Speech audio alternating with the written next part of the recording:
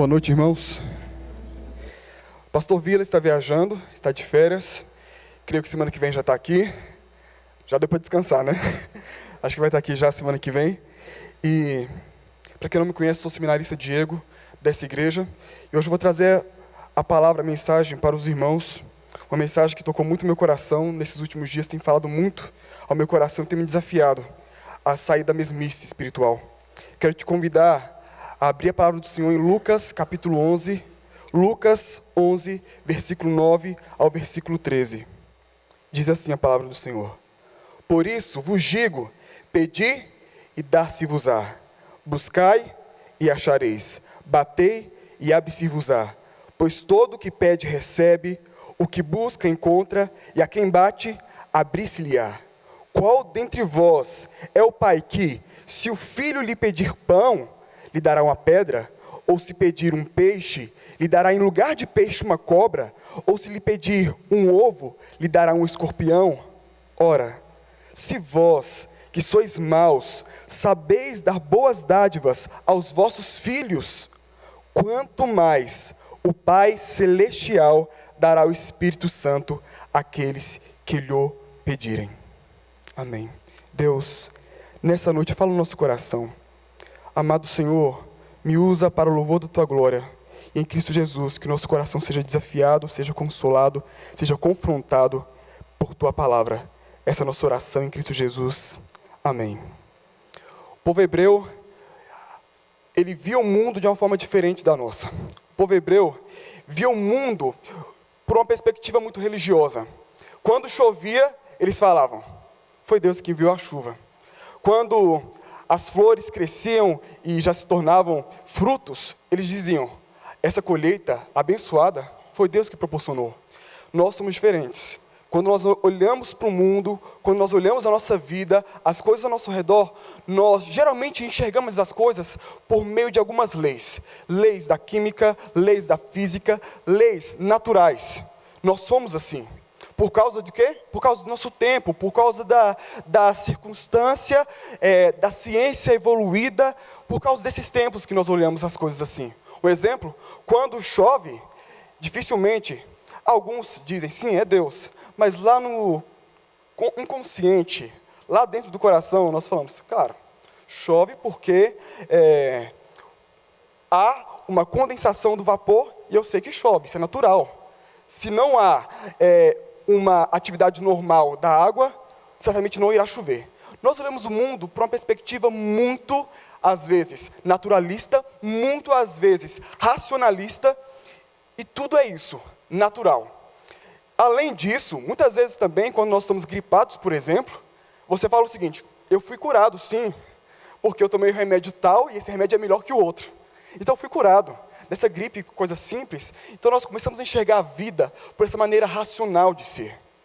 Acontece que, quando nós começamos a enxergar a vida dessa maneira, por essa ótica racional, nós começamos a tirar Deus de campo. Nós, como cristãos, começamos a nos tornar perfeitos ateus praticantes. Por quê? Começamos a tirar Deus do nosso mundo. Tudo acontece não porque Deus permitiu que acontecesse, mas porque, na verdade, tem influência minha, sua, da circunstância, da naturalidade, do fluxo da vida. Nos tornamos ateus práticos. Se você perguntar para uma criança de uma cidade grande, de onde veio o leite? Dificilmente ela vai falar que veio da vaca. Muitas delas vão responder, isso é sério, vão responder, o leite vem da caixinha, ou o leite vem de uma latinha. É interessante observar que se fizermos essa mesma pergunta para nós, cristãos, dificilmente nós vamos perceber que as bênçãos e grandes milagres que nós recebemos o dia inteiro vêm das mãos do Todo-Poderoso. Nós geralmente vamos atribuir tudo que nós recebemos ao quê? Às circunstâncias, às coisas, às pessoas, a um governo estável. Vamos sempre colocar isso na conta de alguém e dificilmente vamos atribuir isso a Deus. Reflexo de que nós somos muito, muito ateus na nossa forma de ver o mundo. Quando nós começamos a nos tornar ateus na forma de perceber o mundo, sabe o que acontece? Para que orar? Para que orar? Para que, ao sentar na mesa, Quando eu vejo os alimentos ali, eu vou agradecer a Deus. Não. Está na mesa porque é fruto do meu suor. Está na mesa porque eu pesquisei um arroz barato, um feijão barato. Está na mesa porque eu me empenhei, eu trabalhei. Graças a mim. Para que orar? Quando nós começamos a tornar racionalistas demais, a ser conduzido pela ideologia desse mundo, dessa visão pós-modernista, infelizmente, nós começamos a abolir a oração do nosso meio. No livro do John Piper, citando Edward Farrell, ele diz o seguinte: quando o significado de Deus diminui, o jejum desaparece. O que dizer da oração, então? Nós podemos dizer o mesmo da oração. Quando o significado de Deus em nossas vidas diminui, a oração desaparece. O que nós percebemos hoje, na minha vida, talvez na sua vida, em nosso meio como igreja, é que o significado de Deus está muito abaixo de um Deus. E o que acontece? Uma igreja que não ora. Pessoas que passam semanas inteiras sem orar. Isso é reflexo do nosso ateísmo prático. Isso é reflexo de que nós não entendemos que, de fato, Deus é Deus. Lucas, escrevendo seu evangelho, ele escreveu para ensinar os homens, o povo de Deus, Teófilo, as práticas essenciais do cristianismo. E mais, ele fez uma narração da vida de Cristo para mostrar aquilo que é realmente essencial para se crer, para ser salvo. E Lucas, escrevendo sobre a vida de Jesus Cristo, Lucas é o evangelista que mais trata de Cristo como aquele que ora. São 17 citações só no evangelho de Lucas a respeito de um Cristo, o Deus Todo-Poderoso, que sai a todo momento para orar e ter comunhão com o Pai. Isso é tão lindo, porque nós percebemos que o nosso Deus, o nosso Senhor, Ele tirou esse tempo para orar, Ele tirou esse tempo para se dedicar em oração. Jesus ora no seu batismo, segundo Lucas, no capítulo 3. Jesus ora no final de um dia movimentado, segundo Lucas, no capítulo 5. Jesus ora para a escolha dos seus 12 discípulos, segundo Lucas, capítulo 6. Jesus ora no Monte da Transfiguração, segundo Lucas, capítulo 9. Jesus ora antes de falar com seus discípulos a respeito de sua morte, segundo Lucas, capítulo também 9. Jesus ora, faz uma oração de júbilo, de alegria, quando os 70 discípulos estão voltando. Jesus agradece a Deus em louvor, em oração. Jesus, ele ora também no monte, na verdade no Getsemane. Ele ora ali pedindo a Deus por paz, pedindo a Deus que ajuda, pedindo a Deus, se for possível, passa de mim esse cálice. Jesus ora nesse momento de tribulação, de angústia. Jesus ora também na cruz.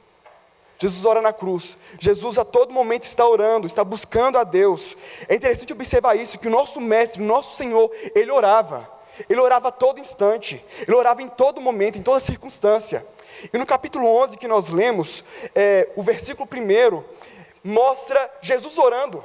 Mais uma vez Jesus se retirou para orar, até que um de seus discípulos chega perto de Jesus e pergunta: Jesus, mestre, ensina-nos a orar. João ensinou seus discípulos a orar, ensina-nos a orar. Jesus começa então no capítulo 11 a discorrer sobre a oração, começar a ensinar o que de fato é a oração. Então, do versículo 2 ao versículo 13, Jesus começa a ensinar. Jesus ensina a oração do Pai Nosso. Depois, Jesus ensina uma parábola, através de uma parábola, sobre a oração. E por fim, chegamos no texto que nós lemos, que é onde Jesus dá o remate final de sua mensagem sobre a oração. É onde Jesus conclui o seu ensinamento sobre a oração. E é baseado nesse texto, é baseado nessa ideia da oração, que eu quero te convidar nessa noite a meditar comigo no seguinte tema: a oração eficaz. Quais são os princípios da oração eficaz? Quais são os princípios? Primeiramente, quando você observa no texto aí, no versículo 9, olha por favor o versículo 9. Versículo 9 diz assim: por isso vos digo, pedi e dar-se-vos-á, buscai e achareis, batei e abre-se-vos-á. Interessante observar que o verbo pedir, buscai e bater, esses três verbos, ele nos faz pensar numa pessoa que tem dependência de algo. Quem é aquele que pede, senão aquele que perdeu algo? Quem é aquele que pede, senão aquele que tem falta de algo? Quem é aquele que busca, senão aquele que se percebe incompleto? Quem é aquele que bate, senão aquele que se percebe limitado e precisa sair dos seus limites, do seu território para alcançar algo que está além de si mesmo? Pedir, buscai e batei são verbos que nos leva a pensar, que nos leva a entender um ser, um homem, uma pessoa que ora na consciência de que ela é pobre. O primeiro princípio da oração é a pobreza. Toda vez que eu oro, não me percebendo pobre, isso é um grande equívoco, isso é uma afronta a meu Deus, porque toda pessoa que ora, ela deve se perceber pobre. Diego, isso é óbvio. Toda pessoa que ora, é claro que ela vai se perceber pobre. Não é bem assim. Muitas vezes nós oramos pedindo a Deus perdão por nossos pecados, mas lá no fundo, nós não achamos que aquele pecado precisa de perdão. Lá no fundo nós falamos assim, eu vou orar, mas se eu não orar, tanto faz. Eu não me percebo necessitado de perdão, eu não me percebo necessitado da graça de Deus. Muito pelo contrário, eu me julgo muito rico. Toda pessoa que ora, ela deve se perceber pobre espiritualmente. Ela deve se perceber, Senhor, eu estou pedindo porque eu preciso, eu estou buscando porque eu preciso, eu estou batendo porque eu preciso. Eu me percebo limitado, eu me percebo pobre, eu me percebo vazio, eu me percebo imperfeito, eu me percebo sentindo falta de algo. O primeiro princípio da oração é esse, é a pobreza. Irmãos, quantas vezes nós chegamos diante do Senhor, cheios de nós mesmos? Tiago, capítulo 4, versículo 2 e 3, diz assim, nada tendes, porque não pedis. E quando vocês pedem mal. Pedis mal para esbanjardes em vossos prazeres. Muitas vezes, nós não chegamos diante de Deus para pedir algo que nós realmente precisamos, mas chegamos diante de Deus para pedir algo que nós queremos esbanjar, algo que nós queremos simplesmente aproveitar em nossa vida. Simplesmente por isso, eu tive a oportunidade, eu creio que você também já teve essa oportunidade, de ir ao shopping, em algum lugar movimentado, e perceber uma criança dando birra por algo. E uma vez eu estava no shopping, e tinha uma criança dando birra, pai e a mãe, não era Bianca, tá gente? Ainda não. E a criança dando birra, pedindo ao pai um carrinho que ele viu numa loja. E a criança gritava, e ela gritava, e ela gritava, eu quero aquele carrinho. Beleza, eu estava acompanhando lá, estava por perto, aí vi o pai chamando o filho, colocando no canto, brigando com o filho, assim, as coisas não é assim, ensinou para o filho, mas o pai passa um tempo, pelo jeito o pai vai lá na loja, compra um brinquedo e leva para o filho. Sabe o que o filho faz depois que recebe o brinquedo? Menospreza, deixa de lado. Tem outras coisas melhores, vê outras coisas melhores. Deus é muito diferente desse pai, graças a Deus, graças a Ele. Deus, Ele não mima os seus filhos, primeiramente, e outra, Deus nos dá aquilo que é necessário. Quando nós percebemos esse Deus que nós temos, nós entendemos que Deus não nos dá aquilo ou algo para nos ensinar ou para cumprir com o nosso capricho, muito pelo contrário. Deus nos dá algo que nós realmente necessitamos e precisamos, e nós precisamos entender que esse é o nosso Deus. João Calvino uma vez disse, ele diz o seguinte, toda vez que pedimos alguma coisa que nos seja proveitosa, reconheçamos sem hipocrisia nossa pobreza, considerando sem falsidade que de fato estamos precisando daquilo. Precisamos reconhecer nossa pobreza, precisamos reconhecer que de fato precisamos daquilo. Precisamos reconhecer nossa pobreza diante de Deus. Quem é aquele que pede? Quem é aquele que bate? Quem é aquele que está diante do Senhor? Deve ser o pobre. Primeiro princípio da oração. Segundo princípio da oração, também baseado no versículo 9, que diz, pedi, dar-se-vos-á, buscai, achareis, batei e abre-se-vos-á. O verbo pedir, o verbo buscai e o verbo batei, eles estão no imperativo contínuo. Isso significa que eu devo pedir sempre, eu devo buscar sempre, eu devo bater sempre.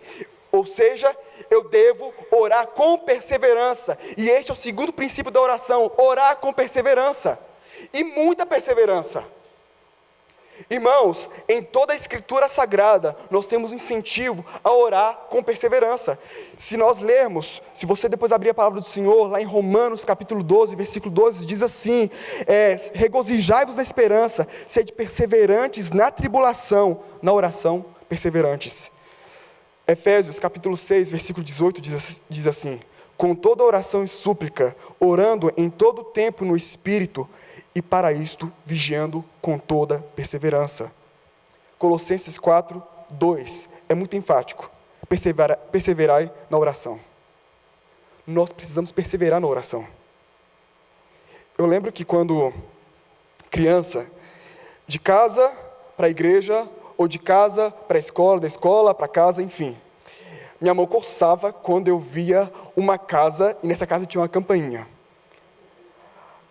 Dava aquela vontade demoníaca de encostar a mão naquela campainha, tocar e sair correndo.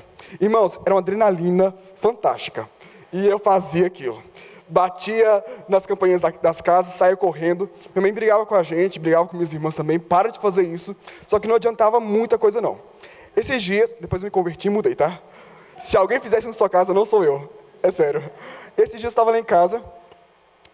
De repente, eu ouço a campainha tocar, 1, 2 vezes seguida, e eu vou correndo para ver quem é. Quando eu vejo um monte de criança descendo e correndo, rindo da minha cara, eu falo assim, que raiva, meu. Eu comecei a pensar, cara, o que leva uma pessoa a bater sem intenção de querer que a pessoa abra? A pergunta eu faço para você, o que te leva a bater uma vez na porta dos céus, sem querer que o céu se abra para você? Sabe o que acontece conosco? Muitas vezes nós batemos e fugimos. A palavra do Senhor nos ensina, batei, batei, batei, buscai, buscai, buscai. É isso que é perseverança. Perseverança não é bater e sair correndo. Só que muitas vezes, para desencargo de consciência, nós falamos o seguinte, Deus, mas eu orei, e o Senhor não me atendeu. Deus, mas eu pedi, e o Senhor não me atendeu. Pediu mesmo, com perseverança? Ou foi como criança, que saiu correndo? Segundo princípio da oração, perseverança. Terceiro princípio da oração. No mesmo versículo, diz assim, por isso vos digo, pedi e dar-se-vos-á, buscai e achareis, batei e abre-se-vos-á, pois todo o que pede, recebe, o que busca, encontra, e a quem bate, abrir-se-lhe-á. Por que nós oramos? Porque é promessa de Deus, Ele responderá. Ele vai responder, Ele vai abrir, Ele vai fazer com que você encontre, Ele vai fazer isso. Isso é promessa de Deus. Nós oramos não porque a oração é palavras ditas ao vento, nós oramos porque um Deus vivo ouve a nossa oração e Ele responde. Eu creio nisso, e esse Deus vivo prometeu a mim, através de Jesus Cristo, que Ele vai responder as nossas orações. Pedi, pedi e dar-se-vos-á, buscai e achareis. Isso é promessa de Deus. E quando nós lemos nas Escrituras, outros versículos relacionados a isso, nós ficamos cada vez mais constrangidos. Lendo Jeremias 29, versículo 12, diz assim, então me invocareis, passareis a orar a mim, e eu vos ouvirei. Deus está garantindo para mim que Ele nos ouvirá. Invoca-me no dia da angústia, e eu te livrarei. Tu me glorificarás. Salmo 50, 15. Perto está o Senhor de todos que o invocam, em verdade. Salmo 145, 18. Agora, ouça esse último versículo e veja o quanto isso é forte. E será que, antes que clamem, eu responderei. Estando eles ainda falando, eu os ouvirei, diz o Senhor. Isaías 65, versículo 24. Antes que eles falem, eu os responderei. Esse é o nosso Deus. Orar por quê? Porque é promessa de Deus. Este é o terceiro princípio da oração eficaz. Ora, ora, ora, ora com perseverança, ora entendendo sua necessidade, mas ora na convicção, Deus responderá. Certa vez eu estava aqui na igreja, no sábado, eu vim mais cedo para preparar como seria o culto dos adolescentes, e apareceu um senhor aqui, pedindo ajuda. Quem sabe, quem conhece a rotina da igreja, sabe que uma pessoa aparecer aqui para pedir ajuda é algo comum. E aquele senhor começou a falar assim, é o seguinte, eu estou aqui no hospital, eu estou assim, assim, assim, preciso de ajuda. Irmãos, naquele dia eu não estava com paciência nenhuma vontade de atender aquele cara. Eu falei assim, Senhor, é o seguinte, não tenho dinheiro, não tenho nada, volta aqui amanhã, passei a bola para os diáconos, vem amanhã, os diáconos vão ajudar o senhor, vem amanhã. O senhor falou o seguinte, olha, eu preciso muito de sua ajuda, Eu falei assim, Senhor, mas eu não tenho como te ajudar. Eu, na verdade, não estava nem um pouco afim de nem mover uma palha para ajudar aquele senhor. Beleza, aquele senhor foi, interrompeu a conversa e falou o seguinte, vocês vão ter o culto? Vamos sim. Eu posso, então, trazer meus filhos? Eu falei assim, cara, trazer os seus filhos? Eu pensei, esse senhor está querendo me convencer, ele quer quebrantar o meu coração só para ajudar ele. Senão eu vou ajudar. Não vou ajudar, esse senhor vai ver. Beleza. Eu falei para ele o horário que começaria o culto. Eu falei assim, por volta de 7 horas, 7h30 você pode chegar. Aí eu continuei fazendo as coisas, trabalhando, né? Como bom fariseu, que às vezes nós somos, fazendo, pensando que estamos agradando a Deus. Beleza. De repente, por volta de 7 horas, começam a chegar os adolescentes da igreja, eles começam a chegar, vão chegando, e juntamente com os adolescentes chegam aquele senhor, juntamente com seus filhos. Eles ficam lá no fundo. Aparece um jovem da nossa igreja, está aqui nessa noite, esse jovem conversa com o senhor e com a família deles, e começa a saber, né, descobrir o que estava acontecendo. Aí esse jovem chega em mim, Diego, é o seguinte, aquele senhor lá está precisando de ajuda, e eu falei, dei até uma resposta para esse cara, assim, é o seguinte, não vou ajudar, estou cansado, não vou ajudar, não quero, e pronto, acabou.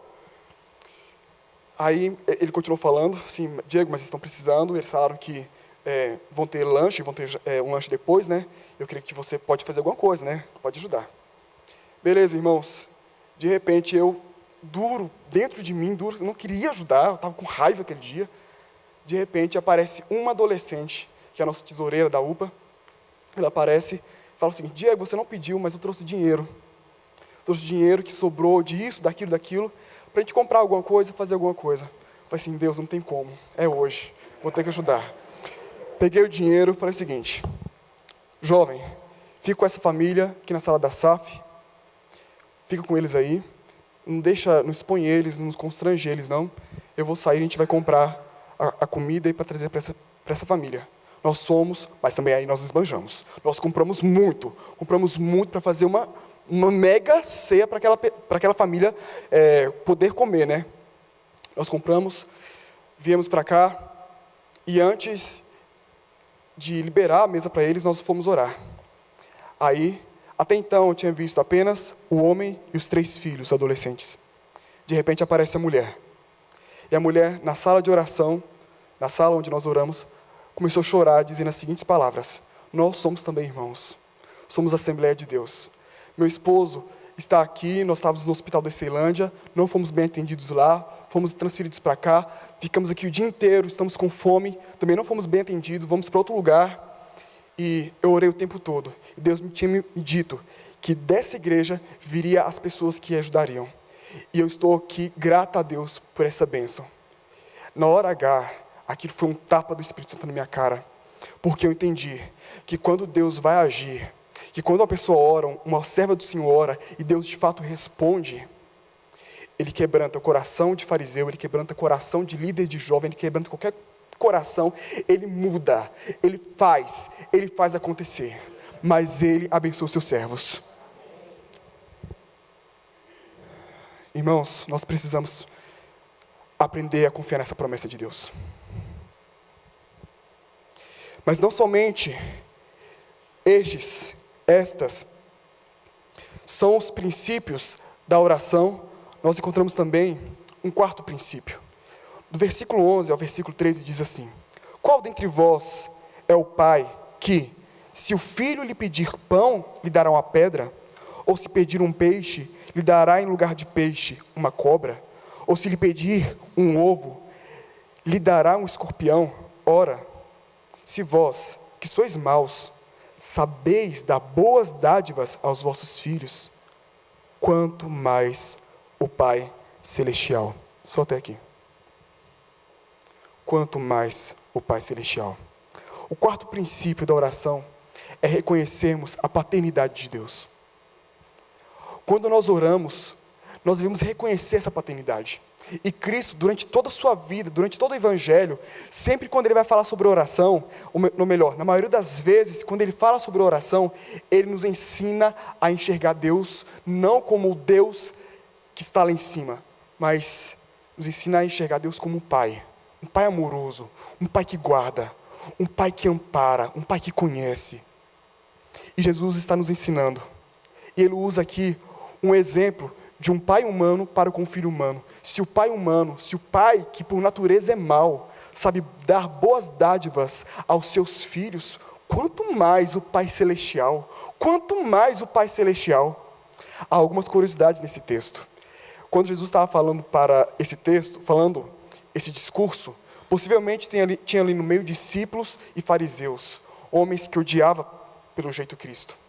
E Cristo estava ensinando então sobre oração. E todas aquelas pessoas que estavam ali ouvindo o discurso de Jesus, aquelas pessoas sabiam muito bem esse contexto. Um homem, para manter a casa, para manter o alimento na mesa dos filhos, ele saía às vezes à noite, se era pescador, para pescar. E sai de madrugada para pescar, e ali, ao puxar a rede, vinha muitos peixes, mas no meio dos peixes havia um tipo de peixe que era o peixe-cobra. E esse tipo de peixe não poderia ser comido. O que o pai fazia? O pai, além de ter o trabalho de acordar de madrugada para pescar para os filhos, para colocar comida na mesa, o pai separava para dar para o filho justamente o peixe que ele poderia comer. O peixe que era bom para a sua saúde, que faria crescer, que não traria nenhum dano para o filho. Esses pescadores, esses pais, possivelmente chegavam de manhãzinha em casa, deixando lá para os seus filhos a comida que eles deviam comer e que era boa. Naquela época também, na Palestina, tinha muitos escorpiões. E o escorpião fechado, ele se parece com um ovo. E um pai, de forma alguma, ia pegar um escorpião sem querer para colocar na mesa do filho, para o filho comer algo que traria mal à sua vida. As pedras da Palestina, os pães, na verdade, eram muito parecidos com as pedras da Palestina. E o pai, de forma alguma, também colocaria uma pedra sobre a mesa para dar para os seus filhos. Nós percebemos aqui a paternidade sublime e acima de todos os pais do nosso Pai Celeste. Se nós sabemos dar boas dádivas aos nossos filhos, quanto mais o nosso Pai Celestial, quanto mais Ele. Ele não vai colocar sobre nossa mesa aquilo que não nos faz bem. Ele não permitirá que te aconteça algo. Ele não permitirá que você receba algo que te faz mal. Ele vai te dar aquilo que é bom, aquilo que te faz crescer, aquilo que te faz bem. Nós precisamos descansar. E quando nós oramos, a oração não faz com que Deus venha agir como Pai. A oração me faz depender como filho, porque Deus continua sendo Pai, mas a oração me faz depender e descansar como filho. E nós precisamos descansar como filhos, redescobrir essa paternidade divina. Ele é aquele que olha para nós e conhece todas as nossas necessidades. E Jesus, no monte, ensinando para os seus discípulos, Ele diz: portanto, não vos inquieteis, dizendo, que comeremos, que beberemos, ou com o que nos vestiremos, porque os gentios é que procuram por todas essas coisas, pois vosso Pai Celeste, sabe que necessitais de todas elas. Nós precisamos descansar nessa paternidade divina. E este é o quarto princípio da oração: descansar na paternidade divina. E por último, o último princípio da oração, o texto diz assim: quanto mais o Pai Celestial dará o Espírito Santo àqueles que lhe pedirem. Quanto mais o Pai Celestial dará o Espírito Santo àqueles que lhe pedirem. Não sei se você percebeu, mas essa oração que Deus responde é uma oração diferente. eu analisando a minha vida, eu nunca me percebi orando pelo Espírito Santo. Falei assim, Deus, me dê o seu Espírito Santo. Eu nunca fiz isso, eu não lembro de ter orado isso. A pergunta eu faço para você, quando foi que você pediu, Deus, me dê o teu Santo Espírito? Porque o que a Escritura está dizendo para nós é o seguinte, Deus dará o Espírito Santo àqueles que lhe pedirem. O quinto princípio da oração é o princípio da paridade, ou seja, da harmonia, da conformidade. Lá em Mateus 7, 11, onde nós temos o texto correlato a esse, diz o seguinte, quanto mais vosso Pai que estás nos céus, dará boas coisas aos que lhe pedirem. Os textos se contradizem? Não. O que é o Espírito Santo, senão toda a fonte de bem que nós encontramos, que nós temos? O que é o Espírito Santo, senão toda a fonte de bênçãos que nós podemos ter? O que é o Espírito Santo, senão o próprio Deus? O que é o Espírito Santo? Para explicar e deixar mais claro esse ponto, C.S. Lewis, no seu livro Peso de Glória, ele diz o seguinte a nosso respeito. Agimos como crianças sem noção, que preferem continuar fazendo bolinhos de lama no quintal, porque não conseguimos imaginar o que é passar um final de semana na praia.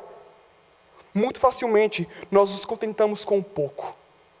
Muitas vezes, nós somos como essas crianças, sem noção.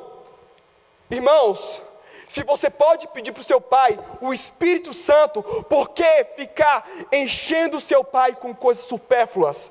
Entenda, enquanto a minha oração for baseada, enquanto a minha oração estiver descansada, enquanto a minha oração for somente, Deus me dá dinheiro, Deus me dá estabilidade, Deus me faz passar no concurso, Deus me dá segurança, Deus me dá paz, Deus me dá isso, aquilo outro, nós esquecemos de pedir a Deus o melhor que Ele tem para nos dar, que é o Espírito Santo. E isso é abominável para Deus. Se Ele que é o rei desse universo, se Ele que é o dono desse mundo, pode te dar o melhor, por que pedir aquilo que é inferior? Por que se contentar com aquilo que é inferior? Não estou dizendo que não podemos pedir isso, podemos. Mas, você pede a Deus o Espírito Santo? Você pede a Deus o melhor que Ele tem? Mas ainda continuando nesse termo, o que vem a ser o Espírito Santo? O que vem a ser, de fato, pedir o Espírito Santo? Analisando o contexto aqui de Lucas. Lucas, além de ser o evangelista que mais fala sobre oração, é o evangelista que mais fala sobre o Espírito Santo. Ele mais aborda a ação do Espírito Santo. Lucas fala que o Espírito Santo é o Espírito que dá poder, é o Espírito que nos dá ousadia, é o Espírito que confirma as ações de Cristo Jesus, é o Espírito que capacita o próprio Cristo a fazer milagres, é o Espírito que será a dádiva àqueles que serão chamados filhos de Deus. O Espírito Santo é esse que capacita, é esse que transforma, ou seja, o Espírito é esse que nos faz perceber que na cruz Cristo morreu. O Espírito é esse que aplica em mim, que aplica em você tudo quanto Cristo conquistou para mim e para você na cruz. E não há nada que nós não precisamos que não está na cruz. Tudo que foi conquistado para mim e para você na cruz é aquilo que nós precisamos. Por que você continua insistindo em pedir por dinheiro, enquanto você pode pedir pelo Espírito Santo? Aplique em mim, Deus, tudo que o Senhor conquistou para mim. Aplique em mim o teu melhor. Aplique em mim a tua salvação. Me dê o teu melhor, Deus. O quinto princípio da oração é a paridade, essa conformidade. Por quê? Porque, obviamente, muitos de nós chegamos para Deus pedindo coisas tão simples. Deus, eu quero isso. Deus, eu quero aquilo. Entenda, eu não estou aqui falando que você não deve orar por isso. Eu estou dizendo que devemos gastar mais tempo de nossas orações pedindo grandes coisas. Grandes coisas. Ou a maior delas.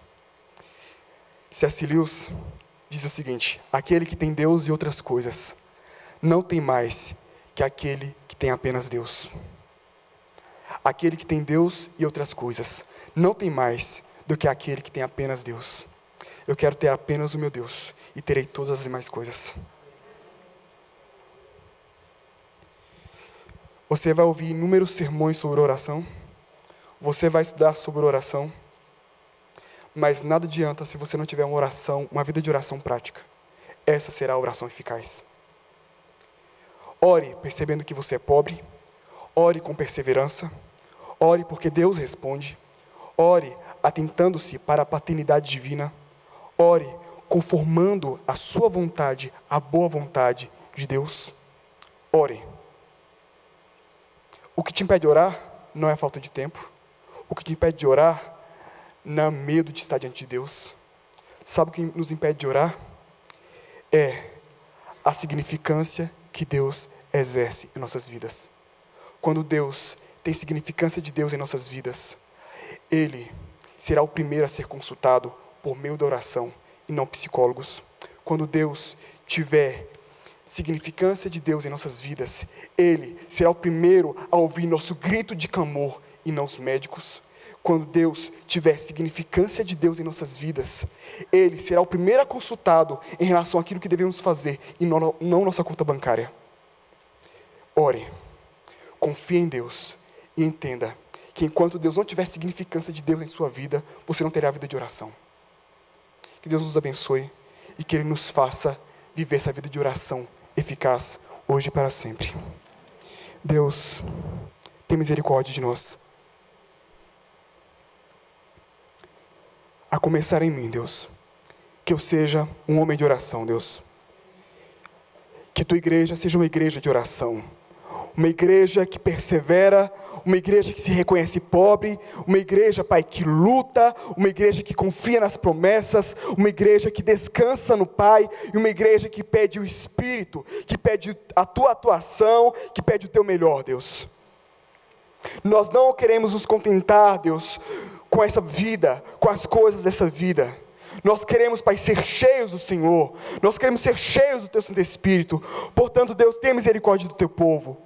Tenha misericórdia de nós. E nos ajude, Pai, a perseverar em oração, Pai. Em relação, Pai, aos nossos problemas, sim. Em relação, Pai, às nossas dificuldades. Em relação, Pai, à nossa falta de saúde. À nossa falta de dinheiro. À nossa falta de estudo, Pai. Em relação aos problemas familiares. Nos ajude, Pai, a orar, Deus. Mas confiando, Pai.